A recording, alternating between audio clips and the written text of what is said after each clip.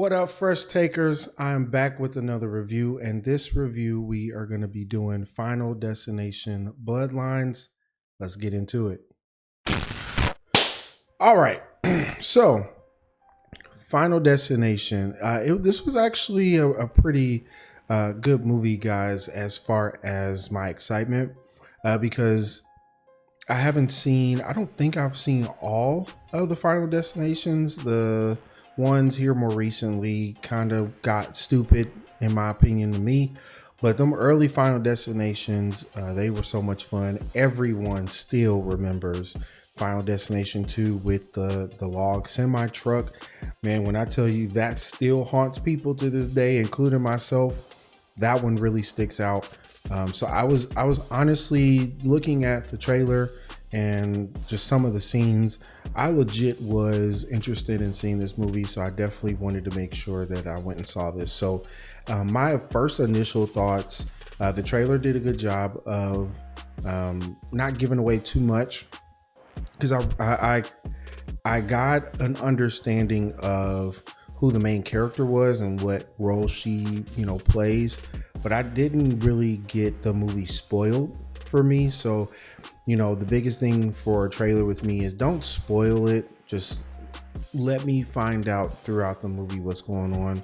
But it's okay in the trailer to give me honestly, obviously what you're going to be doing in the movie, or seeing in the movie. So I honestly was excited, and then seeing the movie, that was a really good experience. I went with Dom. Shout out to Dom. I went with Dom, and y'all, first of all, let me back up. Dom is a menace. You guys haven't gotten a chance to see him lately, but let me tell you, that man is a menace. And here's why I say that. So we are in the movie theater, and where we're at is kind of generally where everyone sits. So it's like not the rows in front of the screen, but everything behind, so where you have to come up to the steps. So we're kind of like sitting third-ish row from like the handicap seats, so like in the middle of the movie theater basically. And everyone else that was in there, I think it was like me, Dom, and like 4 or 5 other groups of people. So it wasn't that many of us, but everyone else was kind of in our area. And then there was like a family. It was like a couple and a boy, which, why are you bringing a boy to Final Destination? That just was weird to me. So as far as the people in the front, they were talking, I mean, extremely loud during the trailer. And it's just the trailer. No one's really tripping. It's just whatever. So we're watching the trailers. We can clearly hear them. I mean, they are the only ones on the like front section. And I mean, they are just talking like they're at a restaurant.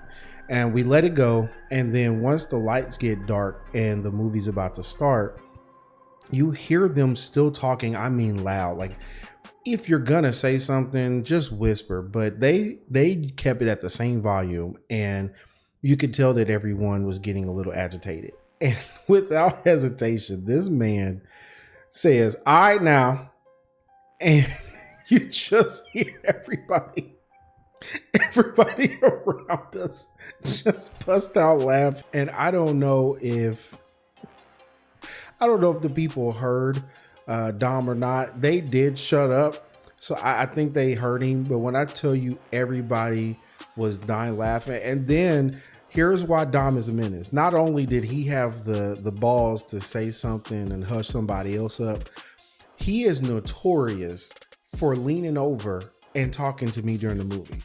Now, you trying to hush somebody else, but you won't let me enjoy the movie experience because he's over here, and I'm like, bro, if you don't be quiet, like, dude, you keep talking too much. And so it was a funny moment to me, because he said what everybody else was thinking. And then when we were in the parking lot, there was a group of 3 people, and one of the guys came up and he was like, were you guys the ones that shushed the people? And I was like, that's him. And he was like, I told him, he was like, man, I really appreciate that guy telling him to be quiet. And he's like, I really want to hug that guy. And Dom's face was like, bro, you don't even know me. I'm not about to hug you. But he shook his hand, and it was just as a funny interaction, because he basically said what everybody else was thinking. So I needed to throw that in there, because that part was hilarious to me. Because I'm like, how are you going to tell them to be quiet? But then you talking to me during the movie won't let me enjoy it. And then now he got me doing it. Y'all, I used to be quiet. I used to not say nothing. I'll have a couple of reactions to the movie, which everybody does. But now Dom got me doing it. He's a bad influence on my life, and I don't appreciate it. So y'all gotta pray for me, because this dude is crazy. All right, so back to the movie. So I like the beginning scene. It's what they show majority in the trailer that you guys have seen, where it's the really tall, like, sky view. They call it the sky view in the movie. That's the name of the building. So that's the opening scene, which I like that they got right down to business. They didn't waste no time. So that was really cool. And we've never gotten Final Destination set in another decade other than the 90s or the 2000s. So to have it set in, I think this was the 50s or the 60s, to have it set there was pretty cool to see. And then just how they wasted, like I said, they wasted absolutely no time getting into what you came to see, which was all the Final Destination that we're accustomed to. So the opening scene was pretty dope. And then after that, they, do the whole, Final Destination situation. And you get into the rest of the movie, which follows a main character. I forgot her name, but it's okay. But I liked her as a main character. She was believable. Basically, she was just kind of set it up. So she was having the same dream for like 2 or 3 months, she said, and she's a college student, and it was starting to affect her performance at school. So she's like, I gotta find out what's going on. And then she finds out in the dream, the woman that she keeps seeing in the dream has the same name as her grandmother. So she's like, well, let me go home and try to figure out what's going on. So she comes home, she's asking her dad and trying to figure out, like, who, how can I find out more information about my grandmother? They don't know, they don't have a relationship with their grandmother. So she's trying to figure out who the woman is. So that's what sets everything else up. And then you basically, and I'm not ruining anything, just telling you guys what was in the trailer as well. So eventually she finds out that the woman in the dream, in the sky view, is her grandmother. And that event actually really happened. And her grandmother actually kind of, I wouldn't say goes crazy, but to everyone else, she goes crazy after that. So she had 2 children and raised them just super paranoid about death, and she was always trying to keep them protected and keep them in the house and not wanting to leave. And so I believe either the kids grew up and just left her alone, like they didn't want to be bothered. I think they, like, CPS got involved and they got removed, and I think they were put in like foster care, something like that. So one way or another, they have no relationship with their mother and they think she's crazy. So basically she finds her grandmother. Her grandmother is telling her, like, I have developed this skill where I can tell when death is trying to make something happen. And she has a book full of stuff. Like, it is a whole thing. So that sets up the rest of the story. Now, as far as how the rest of the movie goes, here's where I like the movie. So the movie gave me moments where I legit reacted, like where things happened and it was like, yo, this is crazy. It was very detailed in some of the scenes and kind of made you look away when some of those things happen. And to me, because Final Destination is not a scary movie to me. I guess it would have to fall in that category. To me, it's like more like a thriller. I don't know how else you would categorize it, but some people just don't mess with it at all. They feel like it is a horror movie and just they're like, I'm not messing with death. But the fact that they've been making this many, and I felt like just seeing some of the scenes from the previous Final Destination movies, and I just was not impressed. This was pretty dope. This was pretty dope. I did like the moments where death got involved, and it definitely leaves you where you are paranoid. You're definitely paranoid. I will tell you right now, it did not go well that and I don't know if you guys knew this or picked up on it, but basically in the Final Destination movies, every time like the wind blows, that's supposed to be death's presence. And that's when they were able to tell that something was going to happen. So it does not help that here in Indianapolis, right after me and Dom saw that movie, it got real windy. That next day in the weekend, we went on a Thursday night, so it did not help that it was super windy. So, and we had a bad storm and a tornado warning the next day. So driving, and it was super windy and the wet, it was crazy. Like, I was like, oh no, I'm not, I'm not dealing with this. It had us super paranoid. It had us thinking like, you know, what could happen, and you just start thinking about scenarios. So it really does mess with your head.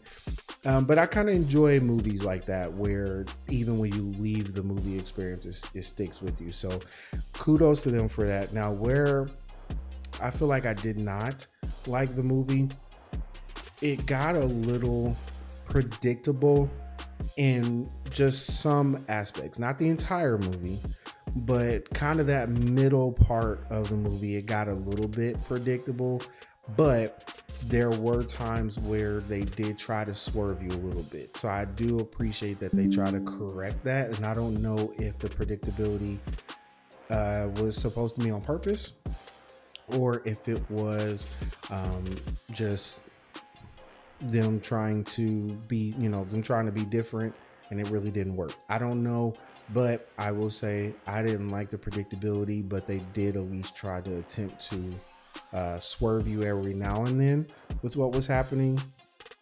But towards the end, though, I will say they definitely made up for that with not being predictable, and really leaving me kind of shocked at the end. So definitely kudos to them. But I honestly, I would say it wasn't the greatest Final Destination. Number 2 to me, which I think it sticks out in everybody's head, number 2 and number 1 are just untouchable.